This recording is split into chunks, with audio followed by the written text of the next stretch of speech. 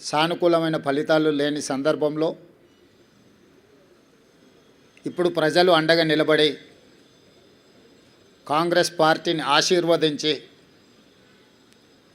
తెలంగాణ రాష్ట్రాన్ని సంక్షేమంలో అభివృద్ధి కార్యాచరణలో ముందుకు వెళ్ళండి, బాధ్యతతో ఈ కార్యక్రమాలను నిర్వహించండి అని చెప్పి మమ్మల్ని ఆశీర్వదించడం జరిగింది. దీన్ని ప్రజల యొక్క ఆశీర్వాదంగా, దీన్ని ఒక బాధ్యతగా కాంగ్రెస్ పార్టీ నాడు స్వీకరించడం జరిగింది. ఎన్నికల్లో నెగ్గితే ఉప్పొంగిపోవడం, ఓడిపోతే కుంగిపోవడం అనేది కాంగ్రెస్ పార్టీకి తెలీదు. కాంగ్రెస్ పార్టీకి తెలిసిందల్లా ప్రతిపక్షంలో ఉంటే ప్రజా సమస్యల మీద పోరాటం చేయడం, ప్రభుత్వంలో ఉంటే ప్రజా సమస్యల్ని పరిష్కరించడానికి నిరంతరం ప్రయత్నం చేయడమే కాంగ్రెస్ పార్టీకి తెలుసు.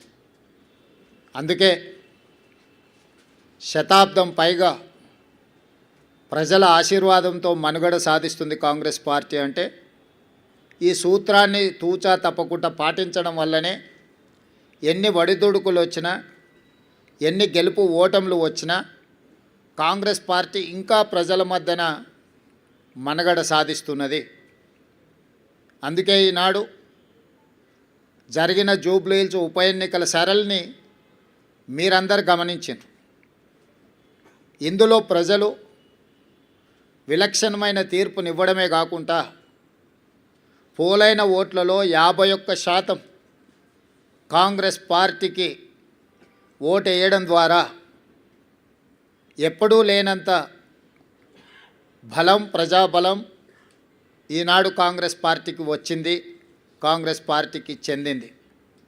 ఈ ఎన్నికల్లో దాదాపుగా 51% ఓట్లు కాంగ్రెస్ పార్టీకి, 38% ప్రధాన ప్రతిపక్షమైన బీఆర్ఎస్ పార్టీకి, 8% భారతీయ జనతా పార్టీకి ప్రజలు ఓట్లు వేయడం జరిగింది. దీని ద్వారా ఎవరి పాత్ర ఏంది, గత 2 సంవత్సరాల నుంచి ప్రజలు నిశితంగా గమనించి ఒక నిర్ణయానికి వచ్చి ఈనాడు ప్రజలు ఈ విధమైన తీర్పును ఇవ్వడం జరిగింది. అందుకే ఈనాడు ఈ బాధ్యతను తీసుకొని ముఖ్యంగా తెలంగాణ రాష్ట్ర బడ్జెట్లో 60 నుంచి 65% ఆదాయము ఈ జంట నగరాల నుంచి, ఈ ప్రాంతం నుంచే మన ప్రభుత్వానికి వస్తున్నది. ఇక్కడ వస్తున్న ఆదాయాన్ని రాష్ట్రం నలుమూలల సంక్షేమం కోసం, అభివృద్ధి కోసం ఖర్చు పెడుతున్నాం.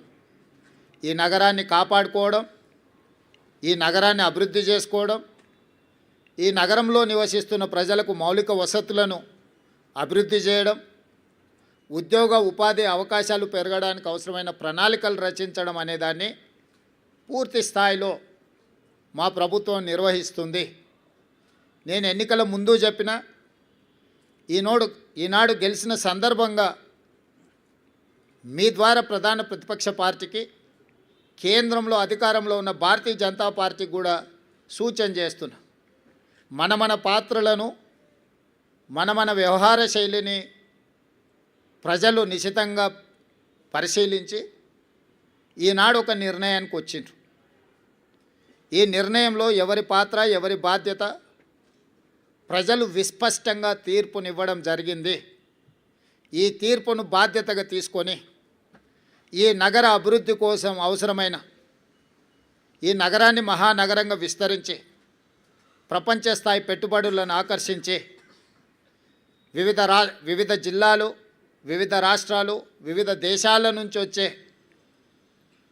పెట్టుబడులను ఆకర్షించడమే కాకుండా ఉద్యోగ ఉపాధి అవకాశాలకు విస్తరించే విధంగా నగరాన్ని అభివృద్ధి చేయాలనుకుంటున్నాం.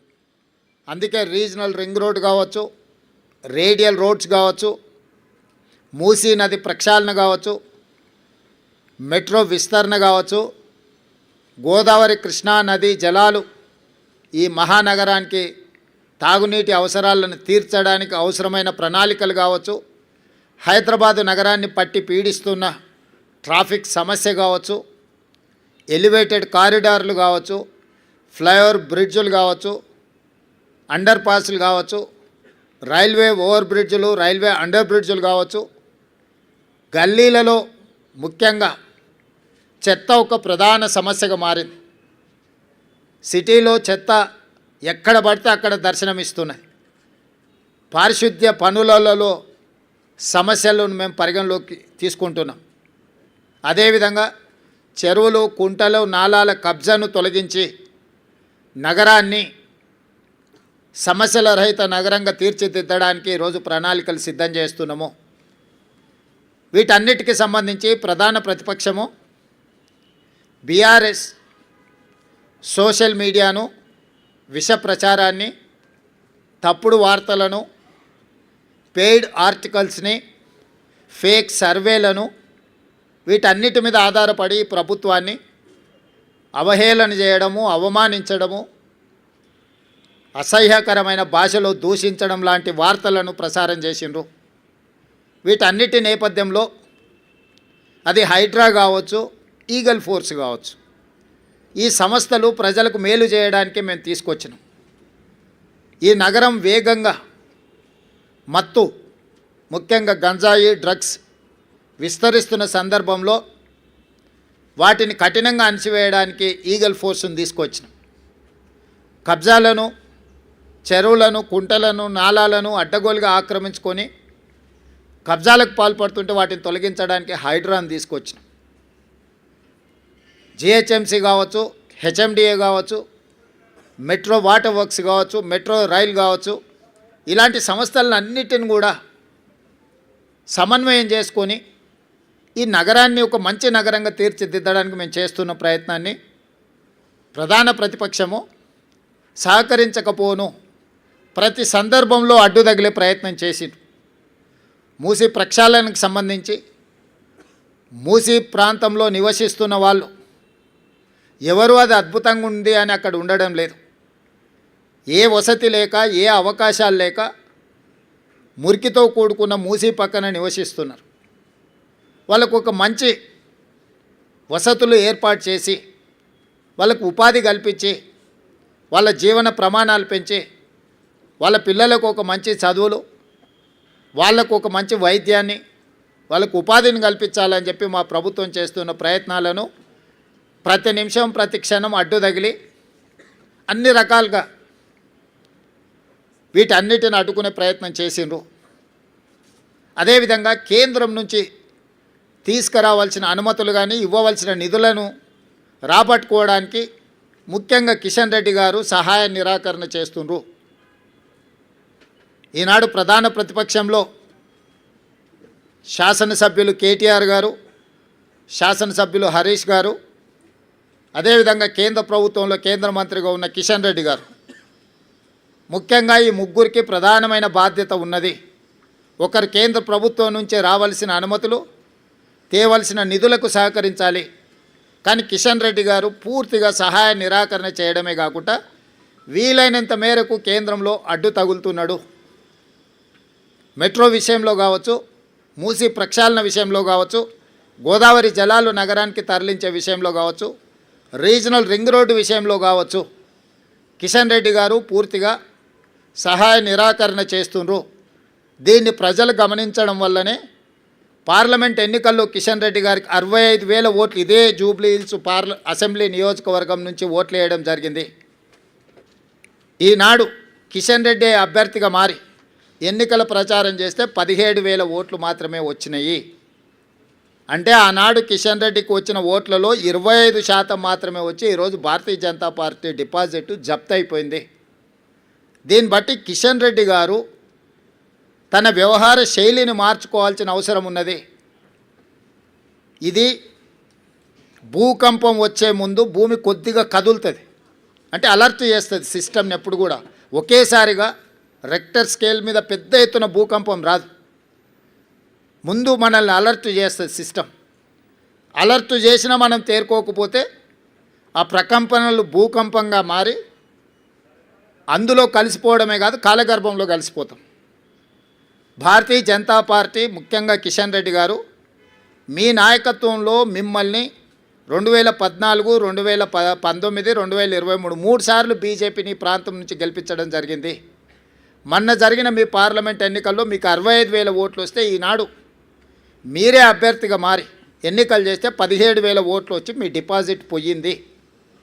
కాబట్టి ఈరోజు ప్రజలు, జంట నగరాలలో ప్రజలు మెట్రో విస్తరణ కోరుకుంటున్నారు, గోదావరి జలాలు రావాలనుకుంటున్నారు, మూసి ప్రక్షాళన జరగాలనుకుంటున్నారు, రీజనల్ రింగ్ రోడ్డు, రేడియల్ రోడ్స్తో పాటు తెలంగాణ రాష్ట్రానికి వచ్చే పెట్టుబడులను ఒత్తిడితో ఇతర రాష్ట్రాల కేంద్ర ప్రభుత్వం తీసుకెళ్తున్నప్పుడు మీరు అడ్డుకోకుండా ప్రేక్షక పాత్ర వహించిందని చెప్పి ఈ ప్రాంతంలో చదువుకున్న వాళ్ళు, పేదలందరూ ఆలోచన చేయబట్టి ఈరోజు బీజేపీకి పరిస్థితి దాపురించింది.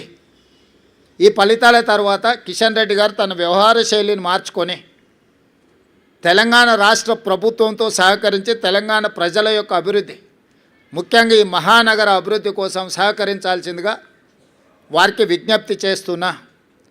ఇది భూకంపం ముందు జరిగిన చిన్న ప్రకంపన మాత్రమే భారతీయ జనతా పార్టీకి. ఈ ఇండికేషన్ కిషన్ రెడ్డి గారు అర్థం చేసుకుంటే భవిష్యత్తులో వారి యొక్క రాజకీయ పరిస్థితి కాస్తైనా మెరుగ్గా ఉంటుంది. కాబట్టి వారు ఈ ఫలితాలను విశ్లేషించుకొని ముందుకు రావాల్సిందిగా, కాంగ్రెస్ పార్టీ ఎన్నికలు వచ్చినప్పుడే రాజకీయాలు మాట్లాడుతుంది, మిగతా సమయంలో రాజకీయాల జోలికి వెళ్ళాం, రాజకీయ విమర్శలు చేయము, సంక్షేమము అభివృద్ధిని 2 కళ్ళలాగా భావించి ముందుకు వెళ్ళాలనుకుంటున్నాము. కిషన్ రెడ్డి గారు, తెలంగాణ రాష్ట్ర ముఖ్యమంత్రిగా మిమ్మల్ని సాదరంగా ఆహ్వానిస్తున్న సచివాలయానికి రండి. కేంద్రంలో మన పెండింగ్ ఉన్న ప్రాజెక్టుల విషయంలో మనం చర్చించుకుందాం. మేము ఎన్నిసార్లు మీటింగ్ పెట్టినా రాలేదు. నేను మా ఉప ముఖ్యమంత్రి గారికి సూచన చేసి ఢిల్లీలో కూడా పెడితే కిషన్ రెడ్డి గారు రాలేదు. ఇప్పుడు మళ్ళీ డిసెంబర్ 1 నుంచి పార్లమెంట్ సమావేశాలు రాబోతున్నాయి కాబట్టి ఉప ముఖ్యమంత్రి గారికి నేను వేదిక మీద నుంచి సూచన చేస్తున్నా, కేంద్ర ప్రభుత్వం దగ్గర అనుమతుల కోసం ఎదురు చూస్తున్న మన ప్రాజెక్టులు, మనకు ఇవ్వవలసిన నిధుల విషయంలో అందరు పార్లమెంట్ సభ్యులను, లోక్సభ, రాజ్యసభ సభ్యులతో పాటు కేంద్రంలో మంత్రులుగా ఆటోమేటిక్గా వాళ్ళు ఉంటారు కాబట్టి వాళ్ళతోనే ఒక సమీక్ష, మన చీఫ్ సెక్రటరీ, మన అధికారులతోనే ఒక సమీక్ష పెట్టి ఒక నివేదిక రూపంలో వాళ్ళకి ఇవ్వవలసిందిగా ఉప ముఖ్యమంత్రి బట్టి విక్రమార్క గారికి నేను సూచన చేస్తున్నా. ఎందుకంటే ఆ నివేదిక చేతిలో ఉంటే మన రాజ్యసభ ఎంపీలు, లోక్సభ ఎంపీలు అవకాశం వచ్చినప్పుడు పార్లమెంట్లో మాట్లాడడమే కాకుండా కేంద్ర మంత్రుల దగ్గరికి వెళ్ళి మా ఈ ప్రాజెక్టులు పెండింగ్ ఉన్నాయి, అనుమతి ఇవ్వండి అని అడగడానికి, విజ్ఞప్తి చేయడానికి, తెలంగాణ రాష్ట్ర అభివృద్ధికి అవసరమైన ప్రణాళికలు రచించుకోవడానికి అవకాశం ఉంటుంది. కాబట్టి డిసెంబర్ 1 నుంచి పార్లమెంట్ సమావేశాలు రాబోతున్నాయి కాబట్టి ఈలోగానే ముందస్తుగా సమాచారం ఇచ్చి బండి సంజయ్ గారికి, కిషన్ రెడ్డి గారికి, బీజేపీ ఎంపీలకు, బీఆర్ఎస్ రాజ్యసభ ఎంపీలకు, మన ఎంపీలందరికీ కూడా ఒక power point presentation with officers వాళ్ళకు ఒక అవగాహన కల్పించి పూర్తి స్థాయిలో ఆ ప్రయత్నం చేయాల్సిందిగా వారికి నేను సూచన చేస్తున్నా. ఇక రెండవది బీఆర్ఎస్ ప్రధాన ప్రతిపక్షం. నేను శాసనసభ్యులు హరీష్ అండ్ కేటీఆర్కు ఒక సూచన చేయదలుచుకున్నా. హరీష్ రావు గారు, మీ అసూయను కొంచెం తగ్గించుకోండి.